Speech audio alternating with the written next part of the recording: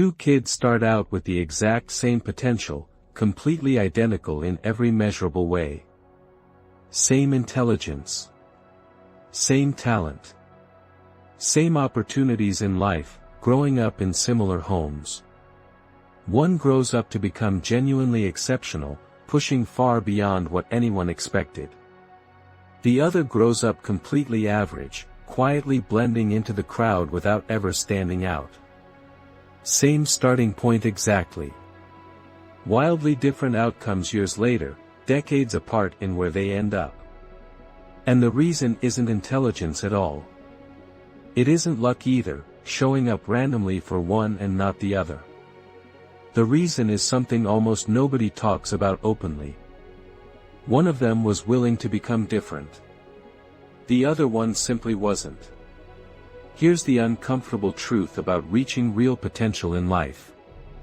Reaching it doesn't just require hard work and effort. It requires becoming someone your current group might not fully recognize anymore, at least at first. Better habits. Bigger goals.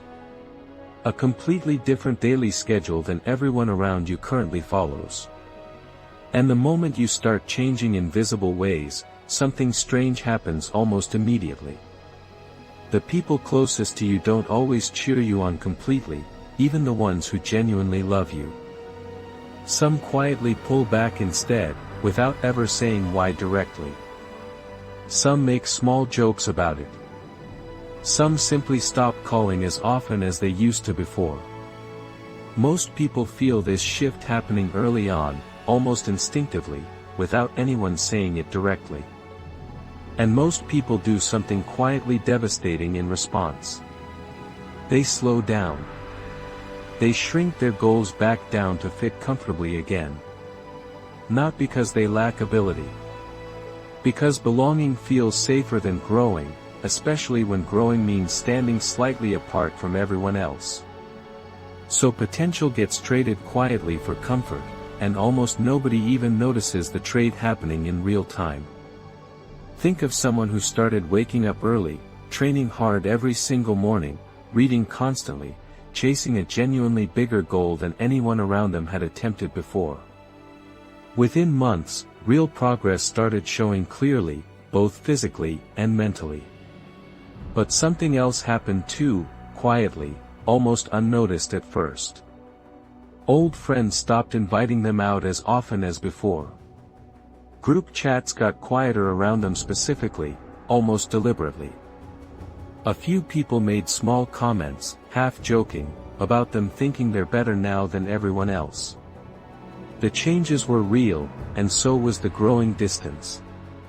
Both arrived together, completely uninvited, at exactly the same time. Faced with that growing distance, this person did something incredibly common. They slowed down deliberately. Skipped a few workouts to hang out again like before. Stopped mentioning their new goals so openly around old friends.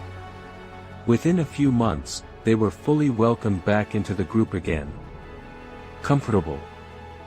Familiar. Exactly where they'd always been.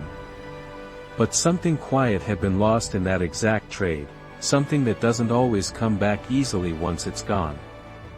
There's a real evolutionary reason this pull feels so powerful and so hard to ignore, even for genuinely capable people. For most of human history, being cast out of your tribe meant almost certain death very quickly. No protection. No food. No safety at all, out there completely alone. So the brain developed a deep, urgent alarm for social rejection, one that still fires exactly the same way today, even when the actual stakes are completely different. Brain scans actually show social rejection activating the same regions as physical pain itself, almost identically. Being excluded doesn't just feel bad emotionally, in some abstract way. It genuinely hurts, physically, in a very real, measurable sense. This is why most people never reach their actual potential, even when they clearly have the ability required. It's not laziness holding them back. It's not lack of intelligence either. It's an ancient, deeply wired fear of becoming different from the people around them.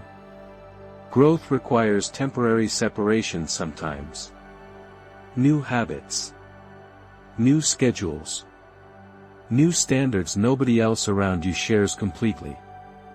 And the brain treats that separation like genuine danger, even when it's actually just discomfort passing through. So people quietly negotiate down their own ambitions to match whatever their group considers normal and acceptable. Not through one dramatic decision made all at once. Through hundreds of tiny ones instead. Skipping the workout to fit in better. Downplaying the promotion so nobody feels threatened by it. Staying quiet about the big goals so nobody can make fun of it later. Each tiny negotiation feels harmless completely. Together, over years, they quietly become an entire unlived life. Meanwhile, the people who actually do reach their full potential learn to tolerate that exact discomfort instead of running from it constantly, year after year. Not because they enjoy feeling different or isolated from everyone around them. Because they understood something crucial early on, usually the hard way. Temporary distance from an old group is simply the price of admission for real growth. It's uncomfortable. It's sometimes genuinely lonely for a while, sometimes longer than expected. But it's temporary, and it passes, usually much faster than the fear itself ever predicted it would. Here's what almost nobody tells you about this exact trade-off. The distance you feel while growing isn't usually permanent at all. Some old friendships genuinely fade away over time, and that's simply real life happening. But new ones almost always form to replace them, often with people who are also growing, also stretching, also willing to become different. The lonely middle part is real and it hurts. But it's a bridge, not a final destination you're stuck at forever. So how do you actually push through this without quietly shrinking back down like most people do? First, you name what's actually happening the moment you feel that first pull backward. This is fear of separation talking, not truth about my actual worth as a person. Naming it clearly takes away much of its silent power over your decisions. It's an old alarm firing over nothing genuinely dangerous. You're allowed to hear the alarm and keep moving forward anyway. Second, deliberately seek out new people who are already living slightly ahead of where you currently are in life. Not to abandon everyone you love completely, or cut people off harshly overnight. Just to add new voices into your life that normalize the exact growth you're attempting to make. Being around people who already do the hard thing regularly makes it feel achievable and normal instead of strange or arrogant. Your environment shapes your ceiling far more than most people ever realize or admit to themselves honestly. Third, let some relationships change naturally without forcing anything artificially. Not everyone from your past has to follow you into your future, and that's genuinely okay. Some people will catch up eventually, in their own time and their own way. Some won't, and that's okay too, even if it stings at first. Growth was never actually supposed to keep everyone comfortable and unchanged around you forever. That expectation alone quietly kills more potential than almost anything else out there. Fourth, remember that the version of you reaching real potential will attract people who genuinely admire that growth, not just people who quietly resent it out of their own comfort. The friends worth actually keeping are the ones who celebrate your progress instead of subtly undermining it with jokes or silence. If growth costs you a friendship that couldn't survive it, that friendship was likely built on staying the same the entire time, not on genuinely knowing each other. Over time, something important shifts for people willing to walk through this discomfort instead of avoiding it completely, year after year. The fear of standing out slowly fades with repeated practice and repeated exposure. New belonging forms around the new version of you, often deeper and more genuine than the old one ever actually was.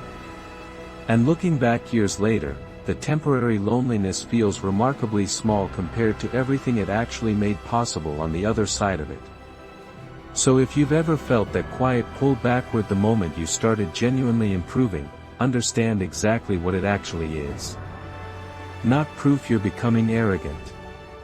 Not proof you're leaving people behind carelessly. Just an ancient alarm, mistaking growth for danger, the way it always has for thousands of years. Feel it. Name it clearly. And keep walking forward anyway. Your potential was never missing. It was simply waiting behind a fear most people never learn to walk straight through.